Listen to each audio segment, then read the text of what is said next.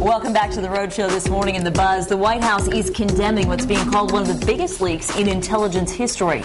Yesterday, the website WikiLeaks posted more than 90,000 classified military records detailing 6 years of the Afghan war. The bombshell leak includes unreported incidents of Afghan civilian killings and covert operations against Taliban figures. Now, in a statement, National Security Advisor General James Jones called the leak a threat to national security, which could put the lives of Americans and our partners at risk.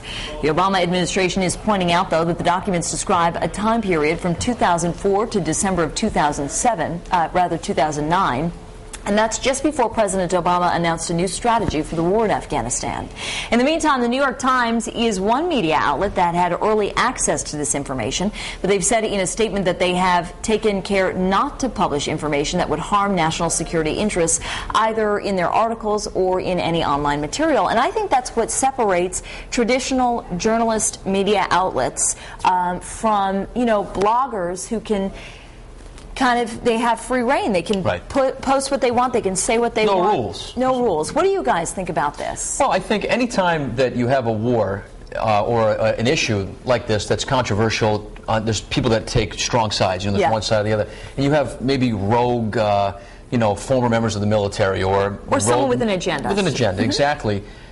This sort of stuff is going to happen. I mean, there's different levels of stuff that come off of a controversial situation, like that incident at Fort Hood where the disgruntled member killed all the fellow members of the Army at that base. And then you have McChrystal, the general, doing an interview with Rolling Stone magazine calling President Obama a wimp. Yeah, and ended up losing his job over it. So I mean, it's very polarizing, and I'm not surprised. I'm not that this stuff gets out. Are you worried that this poses a national security risk? I was going to say, I think there are some things that us as the public don't necessarily really need to know. I think it does jeopardize American safety. I mean, we're one of the most powerful countries on the planet because we have just such an amazing military, and I think leaking stuff like this is just, I believe we're on a need-to-know basis. Here's the other side. I don't think some of these secrets that they let out are, really, we need to know. Here's the other side of it. This website is apparently hosted in Sweden, and it started as a place that Chinese dissidents could come out and air their grievances. Yeah. I mean, that's a country where there is it's all state-run media. There is no independent press, where they don't, there are atrocities going on that never get reported, that are swept under the rug.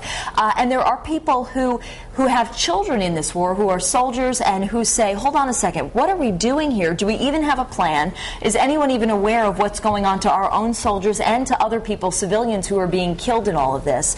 So some people would say, listen, information is power, knowledge is power, and let's get this information out there so that the American people can be better educated as to what is really going on in that country. And I can understand that, but it takes an organization like the New York Times, or I mean, certainly even in the newsroom, there are times when we hear about an unfortunate event, and the police will sometimes ask us, please don't say this, please don't say that, because of the nature of what's going on. And we have to weigh, whether we're going to do that or not. Because the other people might. Exactly. In this area, yeah. I think with the New York Times, and specifically with us, it's not like we're making decisions on whether or not we say something based on another media outlet. We decide on our own standards, and it just seems like this is... it's dangerous. It's dangerous. It's dangerous, and we're in a world now, especially in the media, not necessarily here, but with the bloggers and all these other outlets that get it first, get it fast, but don't always get it accurate and get it right. And I think the media has to report certain things. New York Times really doesn't have much competition, so they can sort of set their own rules and say, we're going to rise above and not do this.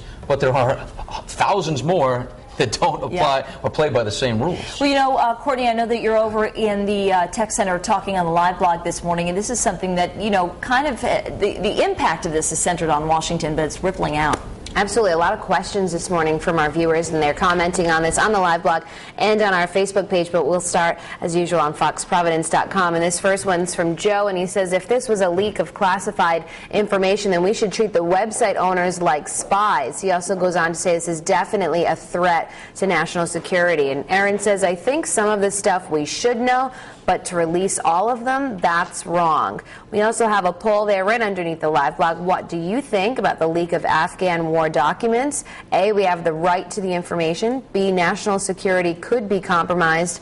Or C, I don't believe the documents are legit. And we've also posted this story there. If you're just hearing about it this morning, there's lots to read up on, so you can weigh in from home. Some of our Facebook friends are commenting also this morning, and this one's from Jessica Alquist, and she says, if we are apparently funding this war, we as a nation deserve to know what is really going on over there. So if you're just joining us, we'd love to hear from you. Maybe we'll read some more comments at the end of the show with those poll results we'll have in about a half hour. But for now,